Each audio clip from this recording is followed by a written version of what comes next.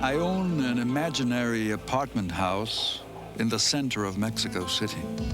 The penthouse is occupied by an old revolutionary turned profiteer, Artemio Cruz. In the basement lives a ghostly sorceress, Aura. On the 11 intermediary floors, you will find the other characters of my stories. True, some have fled to the countryside. Others wander in the eternal exile of the belt of mystery surrounding this great cancerous stain of a smog-ridden, traffic-snarled metropolis of 18 million people. My imaginary building is sinking into the uneasy mud where the humid god, the Chacmol, lives. There, a birth is recalled, that of the oldest city in the Americas, which became the viceregal city of Mexico, erected on the burnt water of the ancient Indian lake.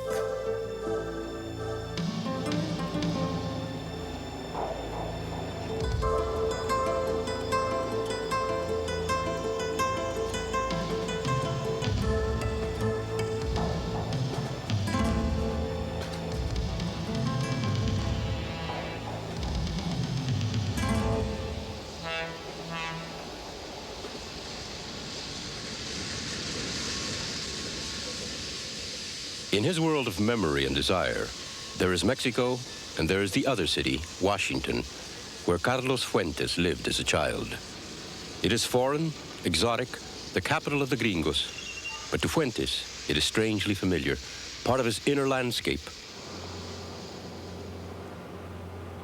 Today, he lives nowhere and everywhere.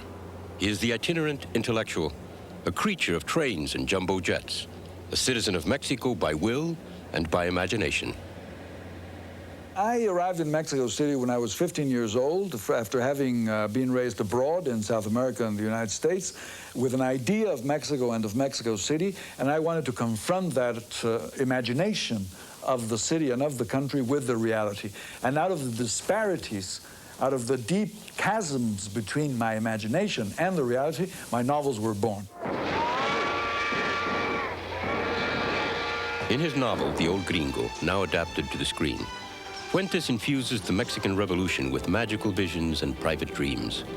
He crosses frontiers, real and imagined.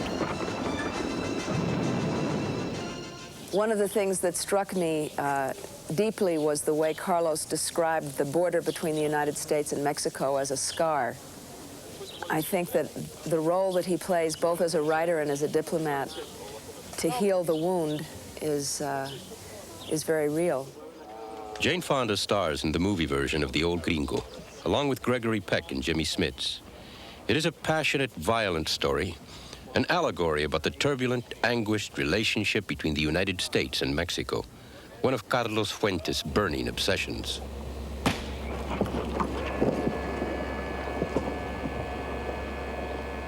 I think that his entire life has prepared him very uniquely to be someone who can interpret Mexico to the rest of the world.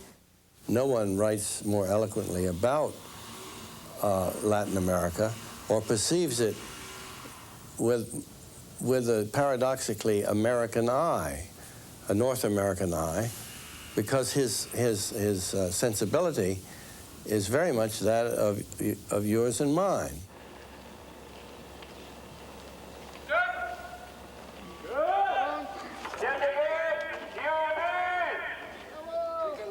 Watching the filming of his novel with his wife and son, Fuentes is the outsider, the observer.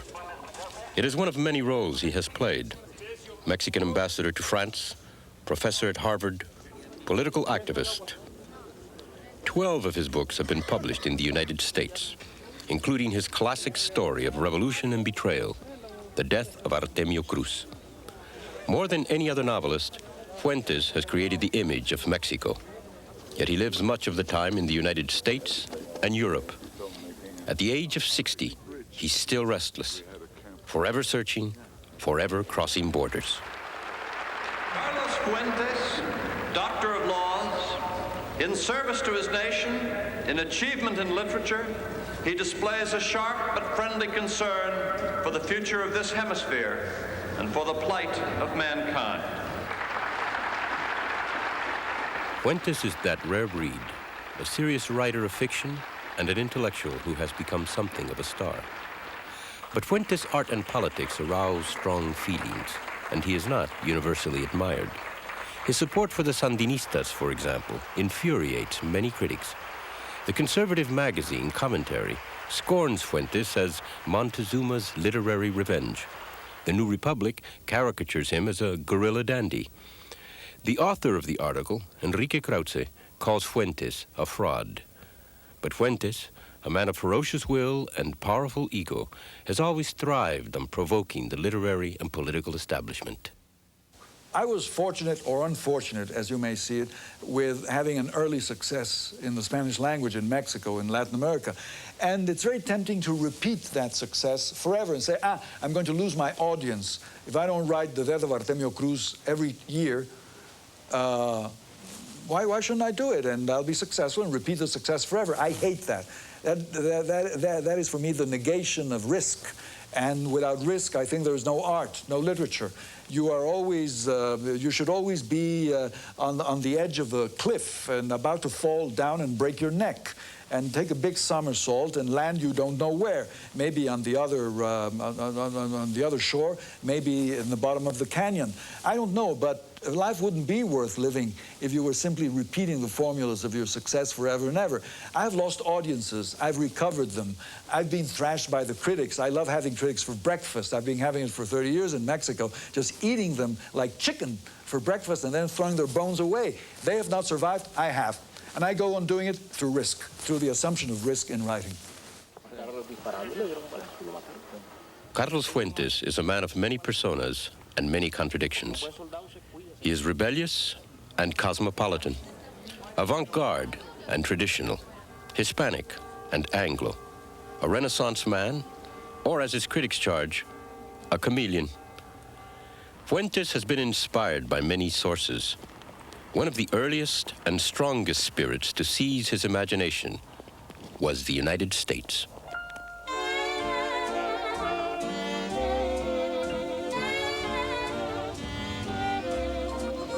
I lived here in Washington as a child between 1934 and 1940, or as I like to put it, I arrived when Dick Tracy had just met Tess Trueheart, and I left when Clark Kent had just met Lois Lane. The son of a career diplomat, Carlos Fuentes was raised in the territorial fiction of a Mexican embassy. This was part of Embassy Row then.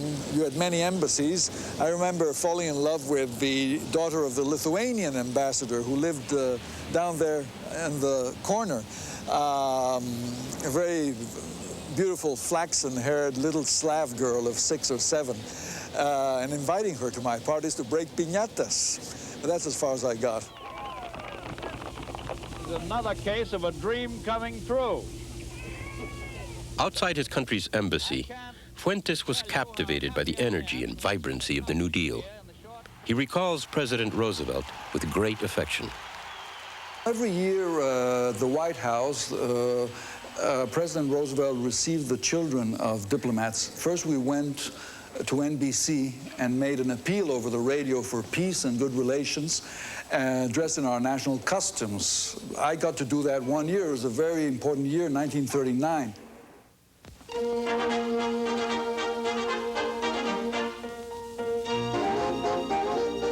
A party for the holiday season, one of those international affairs.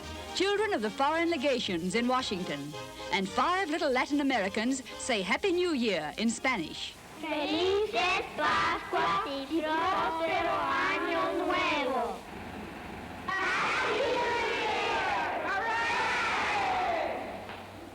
I made this message speaking about peace in the Americas, and then we were all taken to say hello to President Roosevelt, and really meeting him was an extremely impressive thing because you felt the inner strength of the man.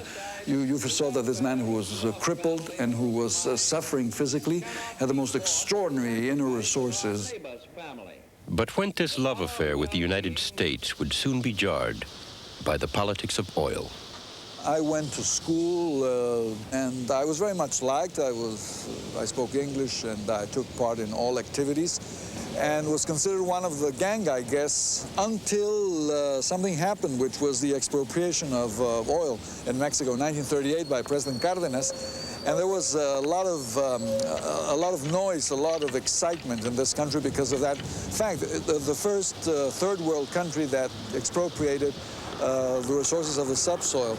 And there were a lot of headlines about Mexican communists stealing our oil and the Red Mexico and all that. So at that moment, I lost all my friends. Almost everybody turned their backs on me, and that made me realize I was not a gringo, I was a Mexican. And it impressed itself on my mind very much again, yeah.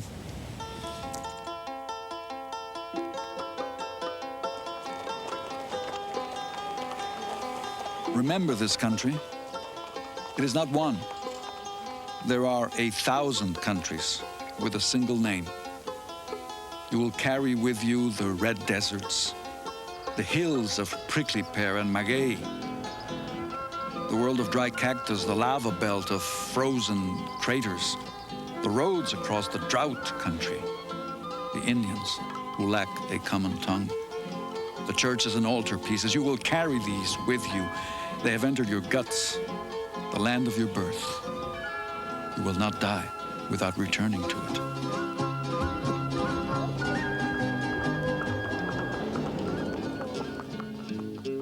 If the Mexican nationalization of oil forced Fuentes to realize he was not a gringo, Chile, the land of poets, allowed Fuentes to re-enter the universe of the Spanish language. Fuentes arrived in Chile in 1940, where his father took up a new diplomatic post. In school, with his friends, Fuentes began to write. And we wrote a novel together when we were 14 years old. It was a terrible novel. It was a Gothic melodrama, which began in Marseille and ended on a hilltop in Haiti with a black tyrant who has a French mistress who's mad, hidden in the attic. Shades of Joan Fontaine, and, wow, Manderley, Rebecca.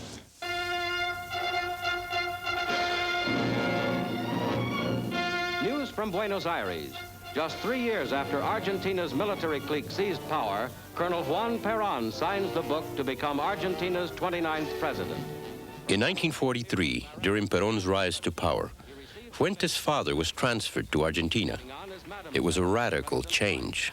At the time of the rise of Perón and Peronismo, and that was shocking to have landed in the schools of nascent Peronismo when a terrible novelist and a despicable man called Hugo Wast was the Minister of Education.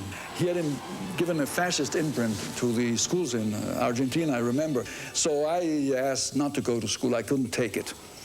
And my father and mother understood this. I was left alone to roam Buenos Aires, 15 years, 16 years old. I became a groupie of tango bands. I went to the low dives. I lost my virginity, which was a wonderful event.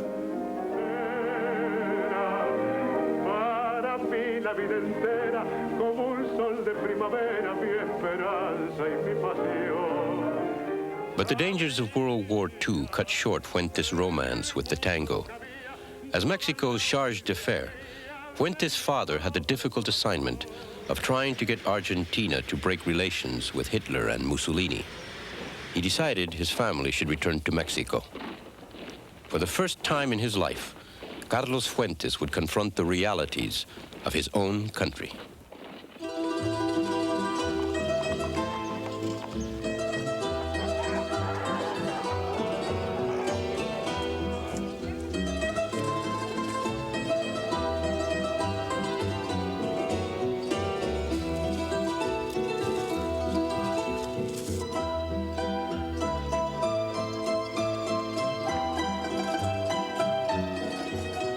During Fuentes' long childhood exile, his vision of Mexico had been sustained by his father's stories. Now the reality captivated and sometimes shocked him. For one thing, there was the pervasive authority of the Catholic Church, something his father neglected to mention. Fuentes' father, Rafael, scorned the church. He was, in the words of his son, an incorrigible Jacobin and priest-hater to the end. But Fuentes' mother was a devout Catholic. Taking advantage of her husband's absence in far-off Argentina, she enrolled their 16-year-old son in a Catholic school. That changed my life and my perception of the world. I think many of my descriptions, my characters, my attitudes towards Mexican society come from the fact that for the first time I was put in a Catholic school, a priest school, where one central reality was hammered into my consciousness, and that was S-I-N, sin. Fuentes challenged the priests and was nearly expelled from the school. Ever since, in his writing, he has ridiculed the church's attempts to repress sexuality.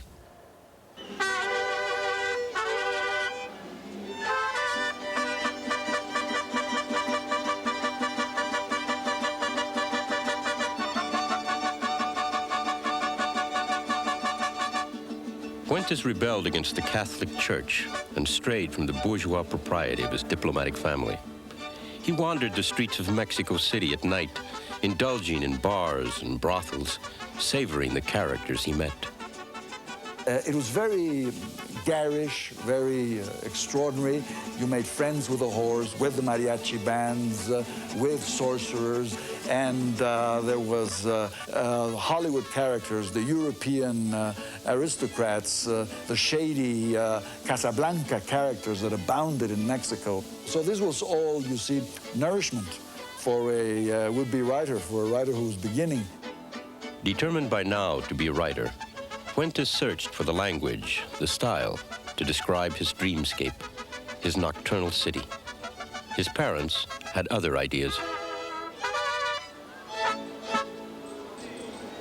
With the best faith in the world, my parents said, well, here you are, you're going to be a lawyer, and you're going to be a successful lawyer, and you have very good relations. They didn't say this, but I knew that I was going to end up with a house in Las Lomas de Chapultepec, and a chauffeur-driven Cadillac, and a house in Acapulco for weekends, and a lot of money. Well, I didn't want that. I simply didn't want that. All the opportunities were there, but I refused that.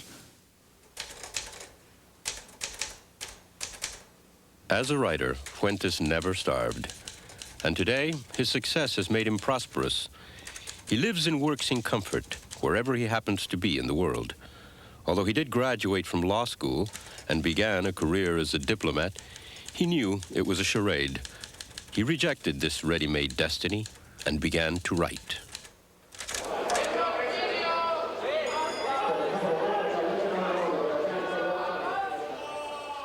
The Mexico City Fuentes encountered was a vibrant, competitive place, no longer a sleepy provincial town. Entrepreneurs made fortunes. Ambition and profits fueled deal makers, schemers, hustlers. Skyscrapers erupted. Traffic snarled.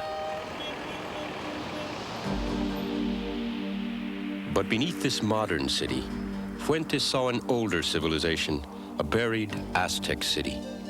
He imagined Indian gods escaping up through the subways. This became one of his great themes, the persistence of Indian culture. Under the layer, the veneer of westernization, the cultures of the Indian world, which have been here for 30,000 years, continue to live. Like the Chacmol, they seep through, they defend themselves against genocide, commercialization, all the abuses that the Indian world of Mexico has been subjected to. In 1950, an exhibit of Mexico's pre-Columbian art toured Europe for the first time. The extraordinary figures caused a sensation, especially Chacmol, the god of rain. And when he arrived in Paris, his fame had preceded him, and peasants from arid regions of the Basque Country and the Pyrenees started sending pesetas and francs to put on the belly of the Chacmol to plead that it would rain in these countries. And it started raining immediately. I said, there's a story there. In Fuentes' story, a statue of the Chacmol comes to life and drowns its art collector. It has become Fuentes' emblematic short story, an early display of his magical realism. The living presence of the past echoes throughout Fuentes' work. He chooses a shadowy, godlike character to narrate his first novel. Fall with me into our moon-scarred city, city scratched by sewers, crystal city of vapor and alkali frost, city witness to all we forget, city of carnivorous walls, city of motionless pain, city of merry lethargy, city of twisted stinks, city ancient in light, city new upon sculptured dust, city of dark varnish and cut stones, city of violated outrage, city of resigned market plazas, city of anxious failures, city woven by amnesias, bitch city, hungry city, sumptuous villa, leper city, eagle without wings. Here we bide. And what are we going to do about it? Where the air is clear. Published in 1958, La Región Más Transparente, Where the Air is Clear, is an angry portrait of Mexico City, an indictment of the status quo. And what I and other friends on the left in Mexico saw was that the problems were there, that they were not being talked about, they were not being discussed, they were being masked, they were being covered in order to present a kind of idea of a Mexican miracle, a Mexican success story.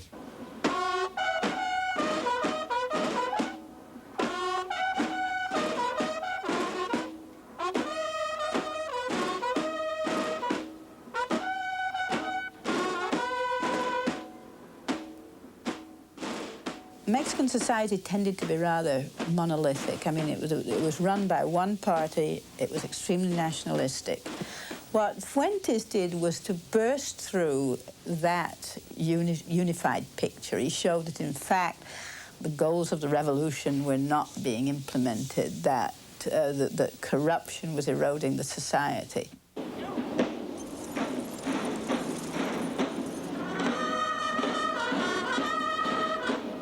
Fuentes was a leader of a new generation of writers and political rebels who dared to criticize the failures of the Mexican Revolution and who were attracted by the possibilities of another revolution. From his stronghold in the wild Sierra Maestre Mountains, Cuba's Fidel Castro emerged triumphant after 2 years of guerrilla warfare against the Batista regime. Fuentes was in Havana to see Castro and his guerrilla army overthrow the Batista dictatorship. In his lifetime, the bearded cigar-smoking idealist has become a legend. And it was in Havana that Fuentes began what most critics consider his finest work, The Death of Artemio Cruz. The novel is an epitaph for the Mexican Revolution. You will bequeath them this country. You will bequeath the mortgages, a class stripped of natural human affection, power without greatness. You will bequeath them their crooked labor leaders and captive unions, their new landlords, their American investments, their jailed workers, their monopolies, and their great press, their foreign deposits, their bullied agitators, servile deputies, fawning ministers, their anniversaries and commemorations, their fleas and wormy tortillas, their illiterate Indians and unemployed laborers, fat men armed with aqualungs and stock portfolios, thin men armed with their fingernails. This is your Mexico. This is your inheritance.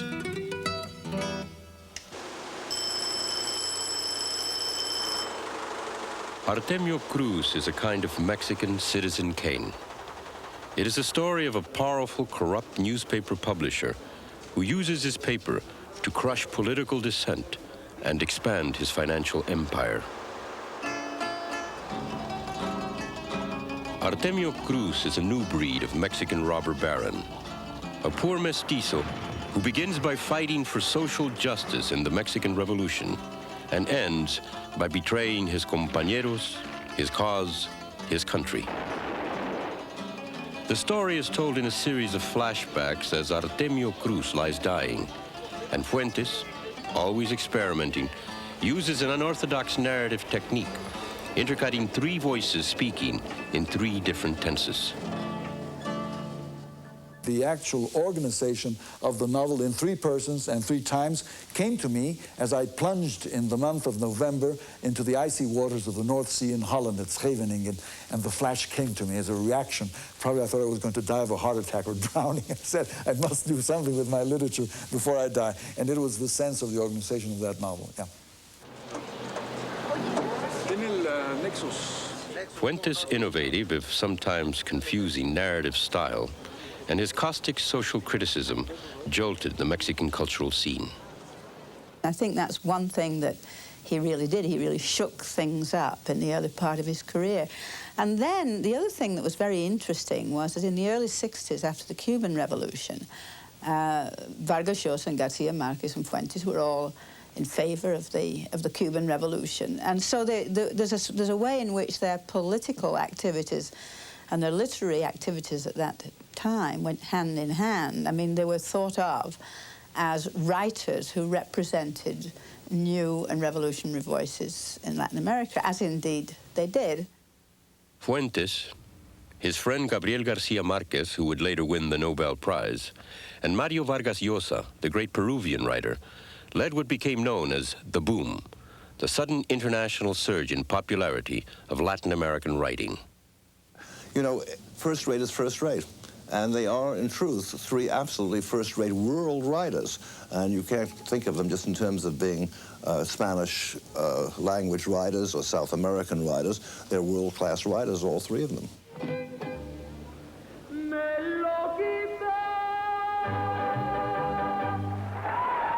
But until those U.S. and European royalty checks began arriving, Fuentes and Garcia Marquez supported themselves by writing Mexican movies, like this 1964 film, El Gallo de Oro.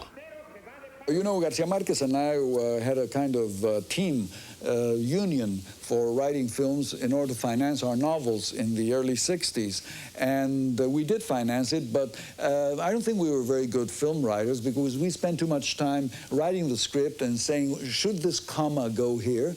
Or what is the proper adjective to describe this gate in the film? Well, the gate was going to be seen, and the comma was nowhere to be seen. So I think we were too literary about it. We thought too much in literary terms, and that's not good.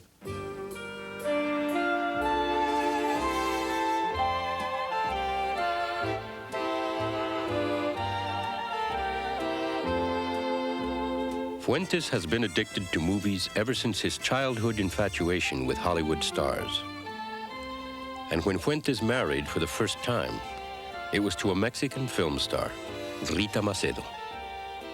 Frente a Rita Macedo, en una extraordinaria caracterización, Nazarín. Rita Macedo co-starred in Nazarín, a 1958 film directed by Luis Buñuel. Fuentes developed a close friendship with the great Spanish filmmaker.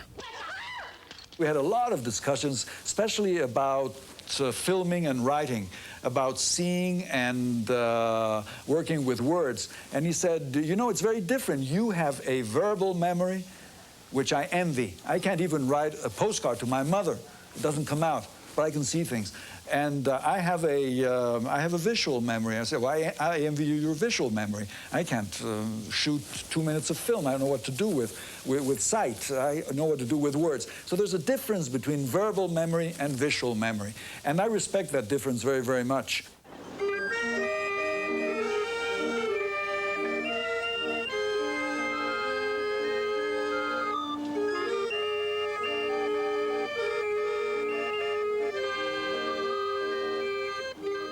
Buñuel and Fuentes shared an abiding interest in the surreal, the magical.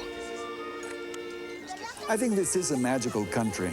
Neruda in his memoirs calls it the last magic country is Mexico. It has so many hiding places. It has so many things that people think are dead and are actually alive. And of course, a response to this reality is magic and sorcerers.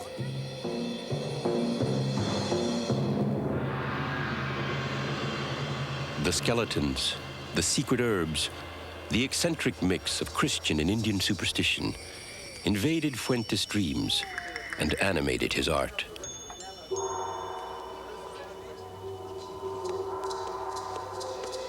His most haunting piece of writing is a ghost story, Aura, the tale of an aged, green-eyed sorceress who can conjure up her youthful beauty.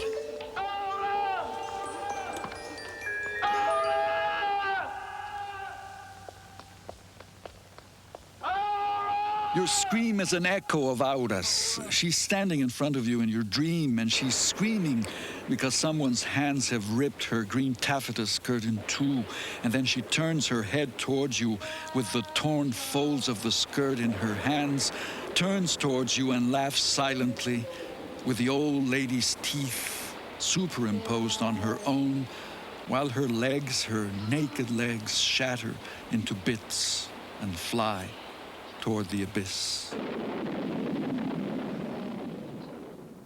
Well, I think Fuentes is afraid of women in his novels. I mean, we don't know how, because, I mean, there's several novels in which there's a really kind of devouring, terrible woman. There's a certain fear of women, and I think that comes out particularly in Aura.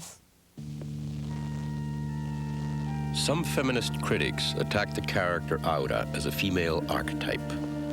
The devouring witch, portrayed in this 1967 low-budget Italian movie version. But for Fuentes, the story is really Aura's desire to prolong love beyond death, a desire Fuentes shares. I think that the central fact of life is that couples, men and women, or women and women and men, whatever the combination may be,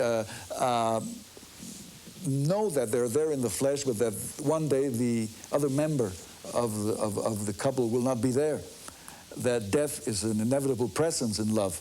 And how to imagine the couple beyond death, this, I think, is the great theme of the erotic.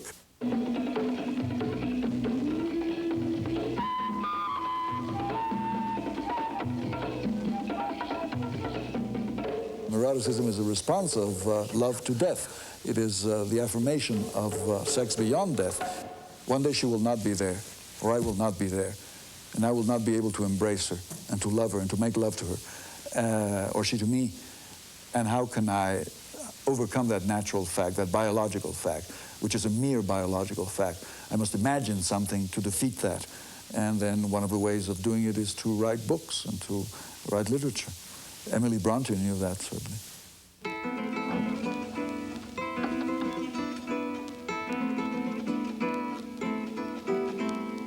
Aura is a gem, a small masterpiece of ghostly eroticism. Published in 1962, the same year as the death of Artemio Cruz, it is a counterpoint to Fuentes' powerful political novel. As the Mexican poet Octavio Paz wrote, the constants of Fuentes' work are eroticism and politics. He shows us the bedroom and the public square, the couple and the crowd, the young girl and the tyrant in his den. With Aura and Artemio Cruz, love and revolution, Fuentes established himself as Mexico's leading novelist.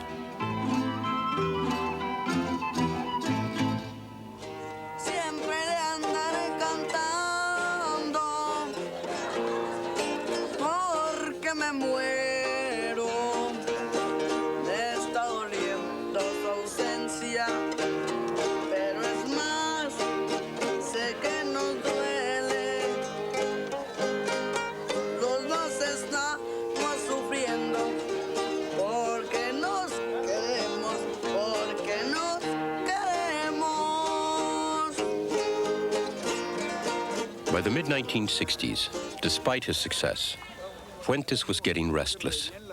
He had spent the last 20 years in Mexico. He was beginning to feel isolated and confined. He wanted a change of skin, which is what he called his next novel. Change of skin comes from the fact that once I was in a Volkswagen on the way to Cholula and it broke down.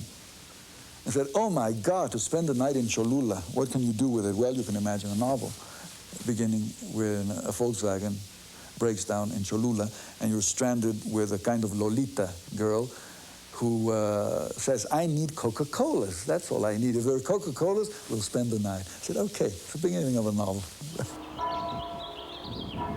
Set in Cholula, a town of Catholic churches built upon Indian pyramids, a change of skin works on many different levels.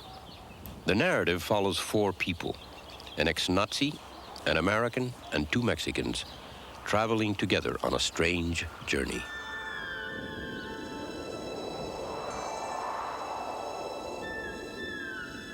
You reached the top of the pyramid out of breath. The belvedere, flat with a balustrade, surrounds the chapel. It was Spain's final reply to the underground world of stone and sacred monsters that lies far below the little church, beneath 4 centuries accretion of earth. In the novel's violent climax, the couples enter the pyramid's labyrinth of tunnels, where they are forced to confront their ultimate fears. Now the cold draft from the entrance corridor was behind you. You were deep within the hill, suspended in darkness and space, timeless. The air was dense, almost suffocating, and you could feel the weight of thousands of tons of earth and stone above you, pressing down, wanting to settle the last few inches or few feet that would close the tunnels forever. The apocalyptic novel is sometimes pretentious and trendy, but at its best, it is a meditation on the universality of violence. When I was a little boy in the United States, they were always saying, oh, you Mexicans, you're so violent. You staged revolutions. Pancho Villa, Zapata, you're always killing each other. You're cruel, you're violent. God Almighty, after what happened in the 20th century, after what the United States did in Vietnam, or the Germans in the concentration camps, the Nazis, or the Russians in the Gulag, or the French in Algeria, who can talk of innocence anymore? Everybody is capable of violence in the 20th century. Nobody is central. Nobody has the virtues of centrality. Nobody has the virtues of morality, of historical ethics anymore in their hands. We are all violent. This is the passport to the 20th century. We have all shown our capacity for violence and for inflicting cruelty on our fellow men and women. 1968 was a turning point in Fuentes' life. He had left Mexico for Europe, where he witnessed the historic events in Paris in May. He wrote an exuberant essay welcoming the student revolt, which proclaimed all power to the imagination. There is a revolt against peace and quiet, complacency and sadness. Couples meet at the barricades, at the ongoing debates, at the Odeon, at the march. Love is born with the speed of the surrounding events. The brutal repression of the student uprising and all its possibilities angered and depressed Fuentes. More shocking was what he saw in Czechoslovakia that same year.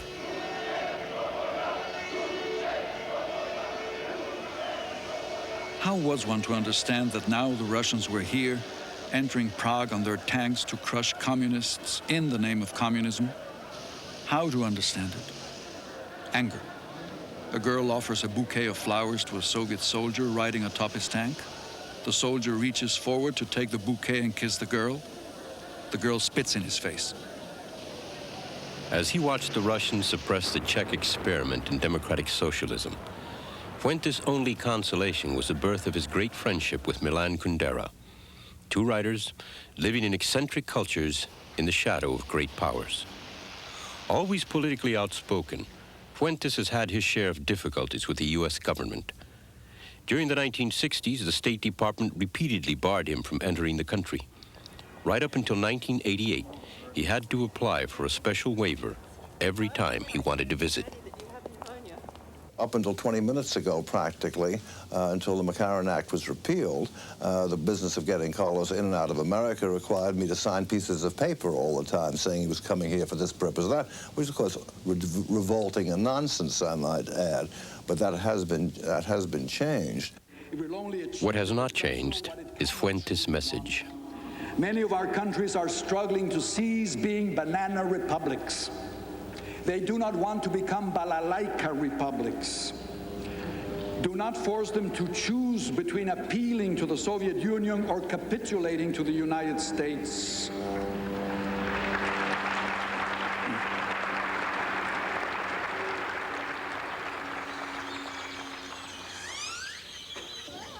Nicaragua, one of those former banana republics, now being forced to choose.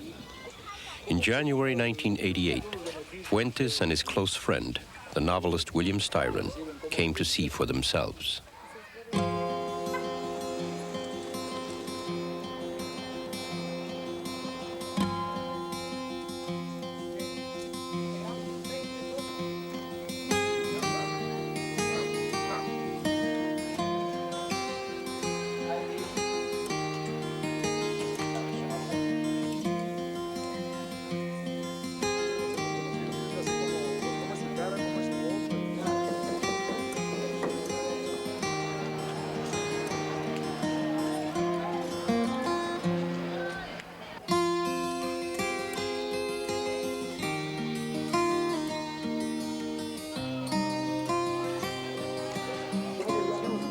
This is another little boy who was wounded in Siu.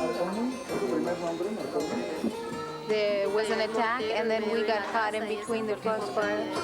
And there was a mortar fire from the Contras that fell on top of our home, and that's how the child was wounded.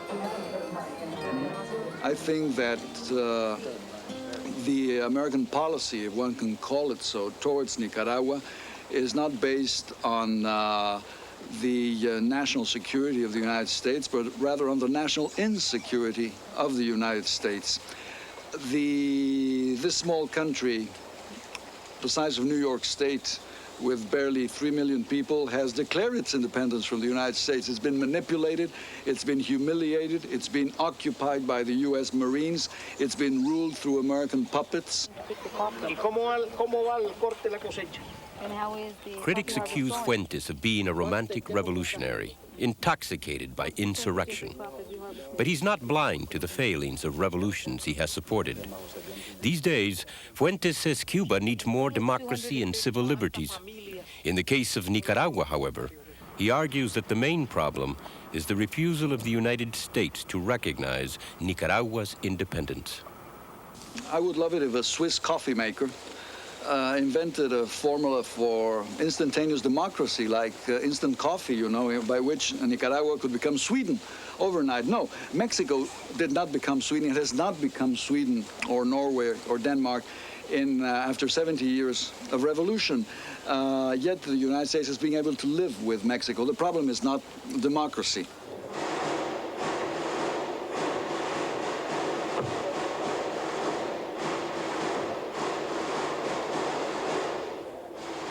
At the end of Fuentes' visit, Nicaragua's president, Daniel Ortega, presented him with the country's highest cultural award. La acepto con gratitud profunda como ciudadano de México, como escritor de la lengua española y como amigo de Nicaragua. Muchas gracias. After the ceremony, Ortega told reporters that Fuentes and William Styron would accompany him to a summit conference where the Central American presidents would debate the peace plan, sponsored by Costa Rican President Oscar Arias. We were in on all the deliberations, and it was a fascinating thing to see.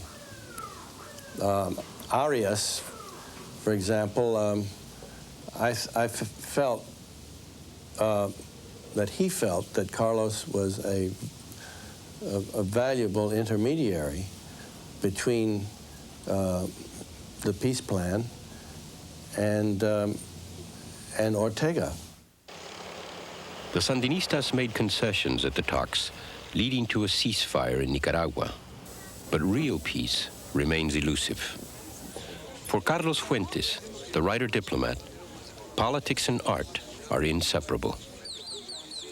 There has been in the United States, for instance, such an overemphasis on the remote, unengaged writer that we fail to realize that in other countries and in other cultures, writers are often very much engaged, like Carlos is. The life of the mind remains all too generally scorned in this land of deals and doability, where Lee Iacocca and Donald Trump not only reign supreme, but write bestsellers.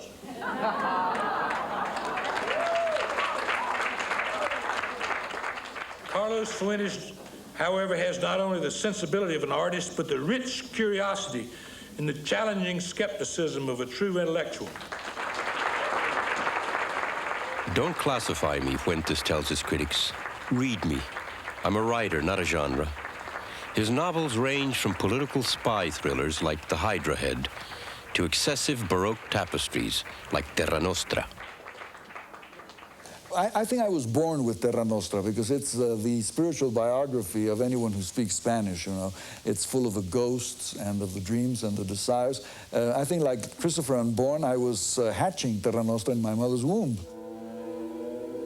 Published in 1975, Terra Nostra is Fuentes' magnum opus, an imaginary history of Spain and the New World. The enemy in the novel is the Counter-Reformation, the repressive Catholic state as embodied in King Philip II.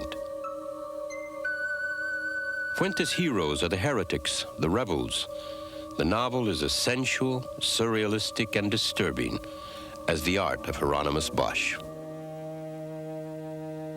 He saw a vast garden of delights, a universe of small human forms interwoven in successive planes to form a sumptuous tapestry of rosy flesh, a transparent membrane inhabited by a pair of lovers, a woman plunged headfirst in the river, her parted legs exposed in the air, hiding her sex with her hands, but upon that sex nests a crushed raspberry. The nuns, Milagros, Angustias, Clemencia, Dolores, naked, are caressing one another, cherries capping their heads, and again he, El Señor, kneeling, flowers up his anus. All are mounted upon steeds of passion, all are raked by the same spur. These were the things El Señor saw.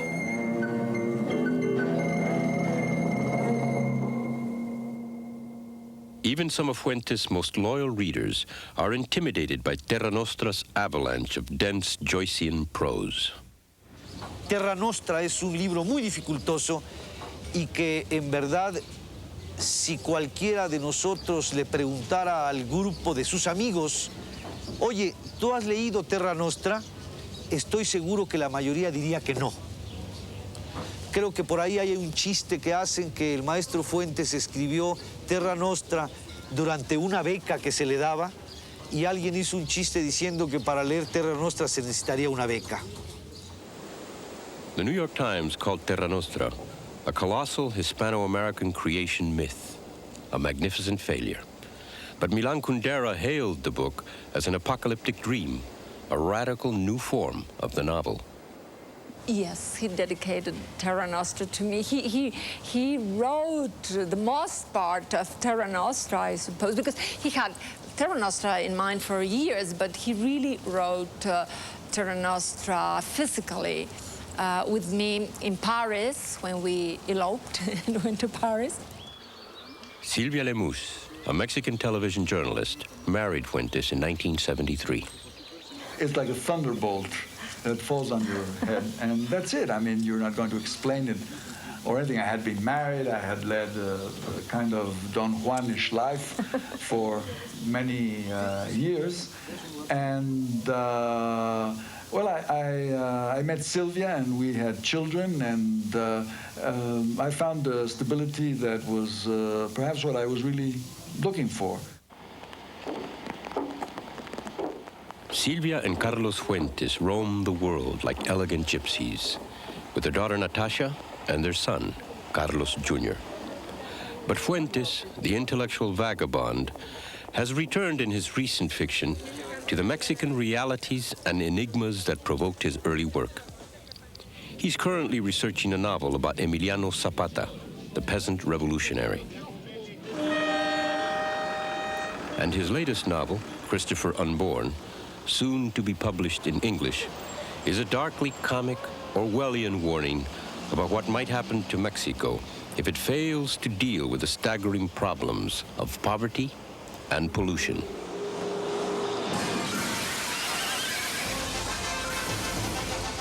If Christopher Unborn is a prophetic exorcism about Mexico's future, Fuentes' novel, The Old Gringo, is a warning about the tensions between Mexico and the United States.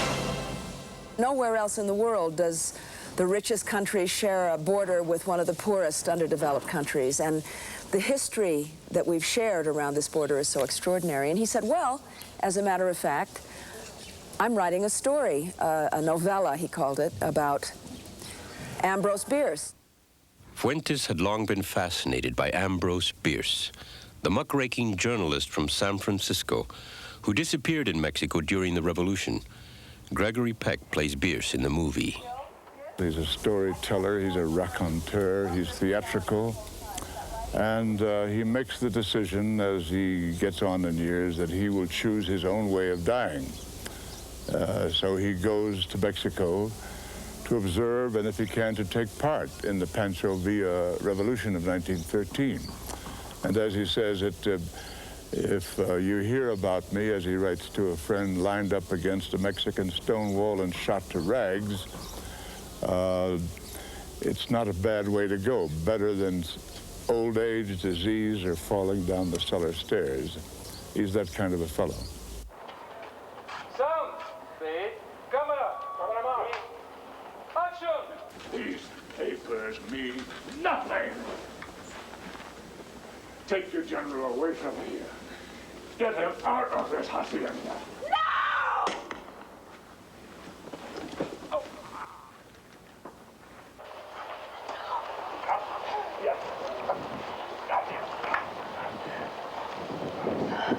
I know you.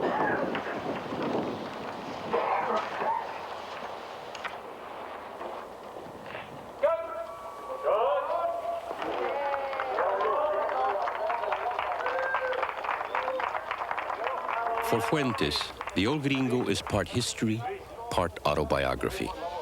The story of a character trying to reconcile two cultures.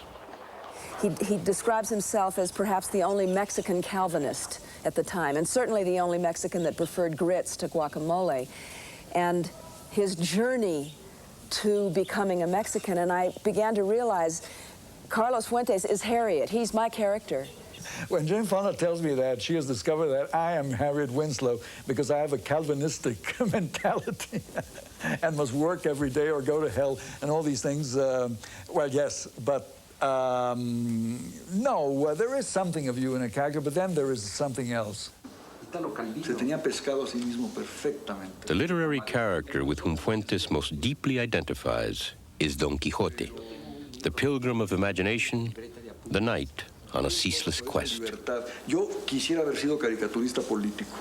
Cartonista político. Es mi gran frustración. Tengo dos frustraciones. Una es no haber sido actor, el otro no haber sido cartoonist, ¿verdad?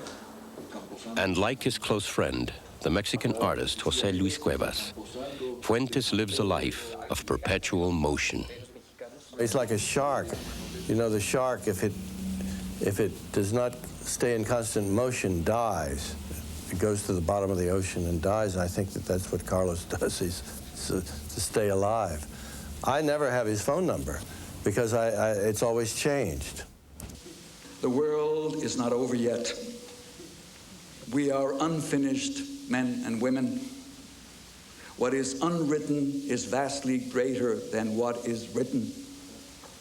And what the poem and the novel can say can be said in no other way.